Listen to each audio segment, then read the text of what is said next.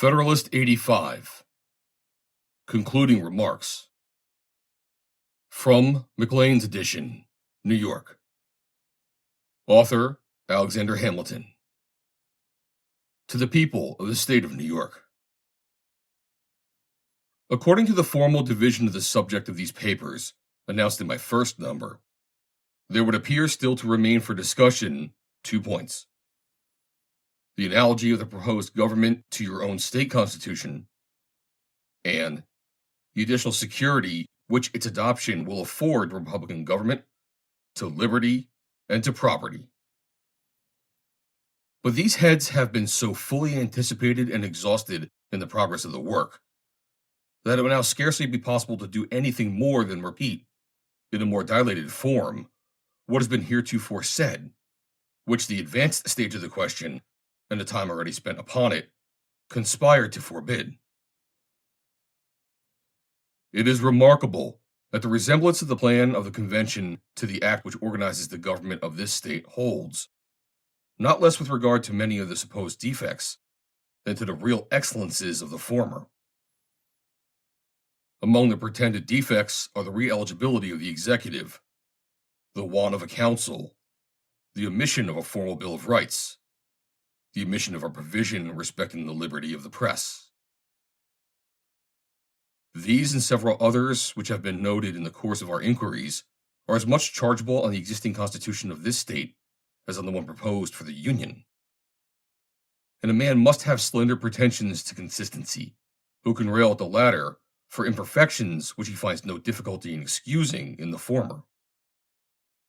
Nor indeed could there be a better proof of the insincerity and affection of some of the zealous adversaries of the plan of the convention among us, who profess to be the devoted admirers of the government under which they live, than the fury with which they have attacked that plan, for matters in regard to which our own constitution is equally and perhaps more vulnerable. The additional securities to Republican government, to liberty, and to property to be derived from the adoption of the plan under consideration consist chiefly in the restraints which the preservation of the Union will impose on local factions and insurrections, or on the ambition of powerful individuals in single states, who may acquire credit and influence enough from leaders and favorites to become the despots of the people, in the diminution of the opportunities to foreign intrigue, which the dissolution of the Confederacy would invite and facilitate, in the prevention of extensive military establishments, which could not fail to grow out of wars between the states in a disunited situation, in the express guarantee of a republican form of government to each, in the absolute and universal exclusion of titles of nobility, and in the precautions against the repetition of those practices on the part of the state governments which have undermined the foundations of property and credit, have planted mutual distrust in the breasts of all classes of citizens, and have occasioned an almost universal prostration of morals. Thus have I, fellow citizens, executed the task I had assigned to myself. With what success, your conduct must determine. I trust at least you will admit that I have not failed in the assurance I gave you respecting the spirit with which my endeavors should be conducted. I have addressed myself purely to your judgments, and have studiously avoided those asperities which are too apt to disgrace political disputants of all parties, and which have been not a little provoked by the language and conduct of the opponents of the Constitution. The charge of a conspiracy against the liberties of the people, which has been indiscriminately brought against the advocates of the plan, has something in it too wanton and too malignant not to excite the indignation of every man who feels in his own bosom a refutation of the calumny. The perpetual changes which have rung upon the wealthy, the well-born, and the great have been such as to inspire the disgust of all sensible men. And the unwarrantable concealments and misrepresentations which have been in various ways practiced to keep the truth from the public eye have been of a nature to demand the reprobation of all honest men. It is not impossible that these circumstances may have occasionally betrayed me into temperances of expression which I did not intend. It is certain that I have frequently felt a struggle between sensibility and moderation, and if the former has in some instances prevailed, it must be my excuse that it has been neither often nor much. Let us now pause and ask ourselves whether, in the course of these papers, the proposed Constitution has not been satisfactorily vindicated from the aspersions thrown upon it, and whether it has not been shown to be worthy of the public approbation and necessary to the public safety and prosperity. Every man is bound to answer these questions to himself, according to the best of his conscience and understanding, and to act agreeably to the genuine and sober dictates of his judgment.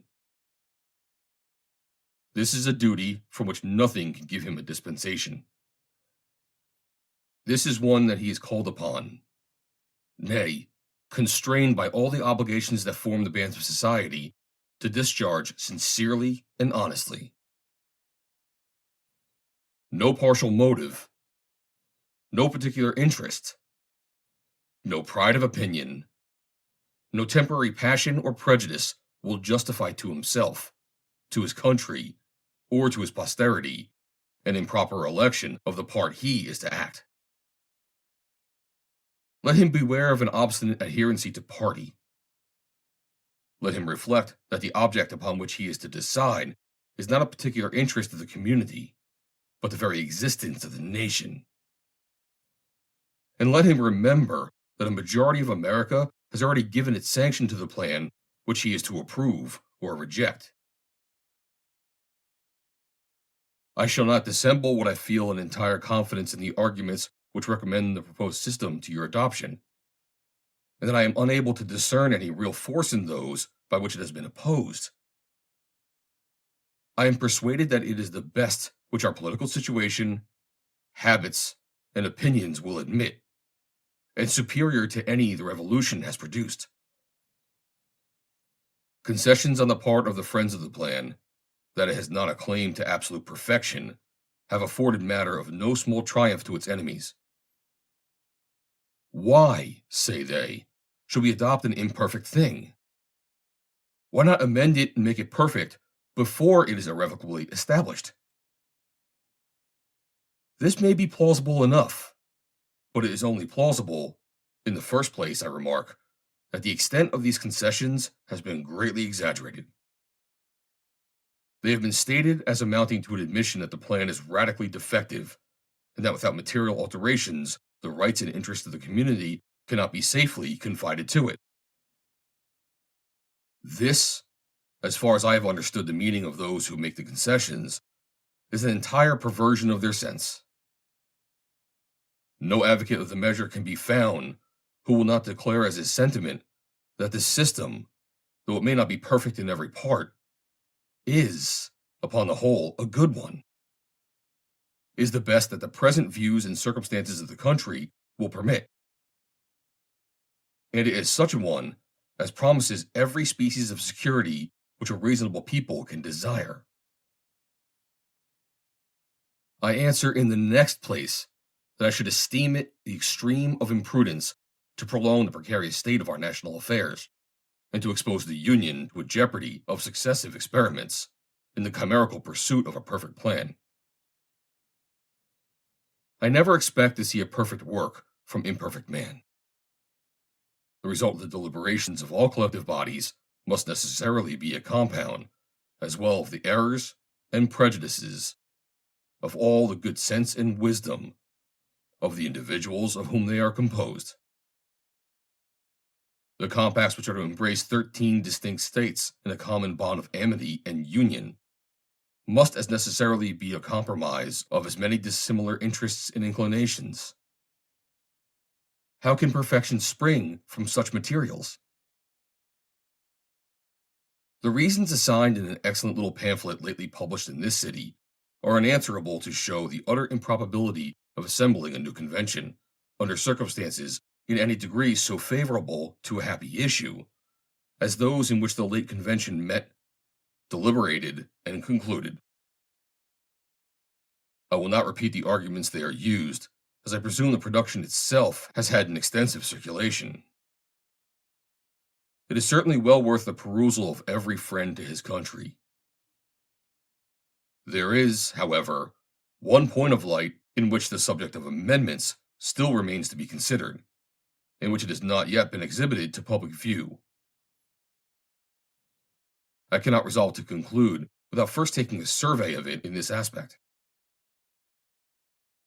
It appears to me susceptible of absolute demonstration that it will be far more easy to obtain subsequent than previous amendments to the Constitution. The moment an alteration is made in the present plan, it becomes, to the purpose of adoption, a new one, and must undergo a new decision of each state. To its complete establishment throughout the Union, it will therefore require the concurrence of 13 states.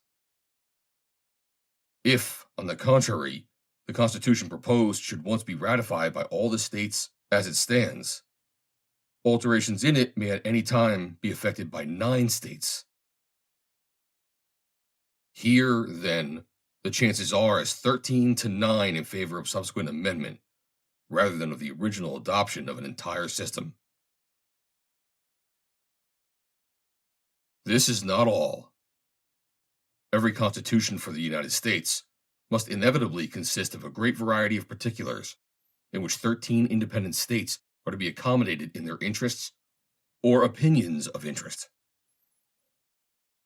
We may, of course, expect to see, in any body of men charged with its original formation, very different combinations of the parts upon different points. Many of those who form a majority of one question may become the minority on a second, and an association dissimilar to either may constitute the majority on a third. Hence the necessity of molding and arranging all the particulars which are to compose the whole, in such a manner as to satisfy all the parties to the compact. And hence, also, an immense multiplication of difficulties and casualties in obtaining the collective assent to a final act. The degree of that multiplication must evidently be in a ratio to the number of particulars and the number of parties. But every amendment to the Constitution, if once established, would be a single proposition and might be brought forward singly. There would then be no necessity for management or compromise in relation to any other point, no giving nor taking. The will of the requisite number would at once bring the matter to a decisive issue. And consequently, whenever 9, or rather 10 states were united in the desire of a particular amendment, that amendment must infallibly take place. There can, therefore, be no comparison between the facility of effecting an amendment and that of establishing in the first instance a complete constitution. In opposition to the probability of subsequent amendments, it has been urged that the persons delegated to the administration of the national government will always be disinclined to yield up any portion of the authority of which they were once possessed. For my own part, I acknowledge a thorough conviction that any amendments which may, upon mature consideration, be thought useful, will be applicable to the organization of the government, not to the mass of its powers. And on this account alone, I think there is no weight in the observation just stated. I also think there is little weight in it on another account. The intrinsic difficulty of governing 13 states at any rate, independent of calculations upon an ordinary degree of public spirit and integrity, will, in my opinion, constantly impose on the national rulers the necessity of a spirit of accommodation to the reasonable expectations of their constituents. But there is yet a further consideration which proves beyond the possibility of a doubt that the observation is futile. It is this that the national rulers, whenever 9 states concur, will have no option upon the subject. By the 5th article of the plan, the Congress will be obliged, on the application of the legislature of 2/3 of the states, which at present amount to 9, to call a convention for proposing amendments, which shall be valid, to all intents and purposes, as part of the Constitution, when ratified by the legislatures of 3/4 of the states, or by conventions in 3/4 thereof. The words of this article are peremptory. The Congress shall call a convention. Nothing in this particular is left to the discretion of that body. And of consequence, all the declamations about a disinclination to a change vanishes in air. Nor, however difficult it may be supposed, to unite 2/3 or 3/4 of the state legislatures in amendments which may affect local interests. Can there be any room to apprehend any such difficulty in a union on points which are merely relative to general liberty or security of the people? We may safely rely on the disposition of the state legislatures to erect barriers against the encroachments of the national authority. If the foregoing argument is a fallacy, certain it is that I am myself deceived by it, for it is, in my conception, one of those rare instances in which a political truth can be brought to the test of a mathematical demonstration. Those who see the matter in the same light with me, however zealous they may be for amendments, must agree in the propriety of a previous adoption as the most direct road to their object.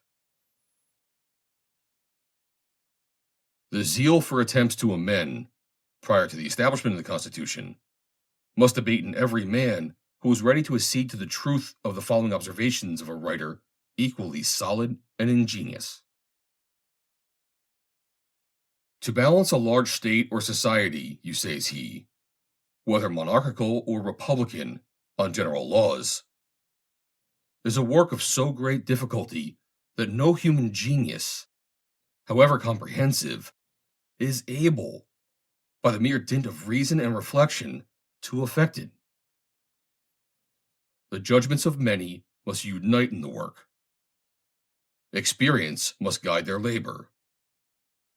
Time must bring it to perfection, and the feelings of inconveniences must correct the mistakes which they inevitably fall into in their first trials and experiments.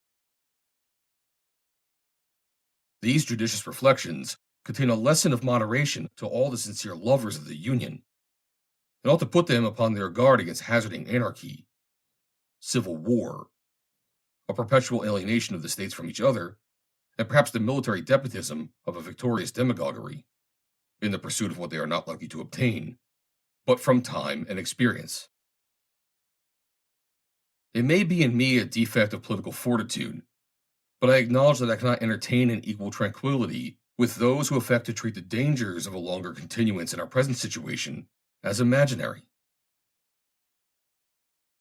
A nation without a national government is, in my view, an awful spectacle. The establishment of a constitution in time of profound peace, by the voluntary consent of a whole people, is a prodigy to the completion of which I look forward with trembling anxiety. I can reconcile it to no rules of prudence to let go the hold we now have, in so arduous an enterprise, upon 7 out of the 13 states, and after having passed over so considerable a part of the ground, to recommence the course. I dread the more the consequences of new attempts, because I know that powerful individuals, in this and in other states, are enemies to a general national government in every possible shape. Publius. Read by Joe DeNoia, Chesterfield, New Jersey, November 30th, 2022.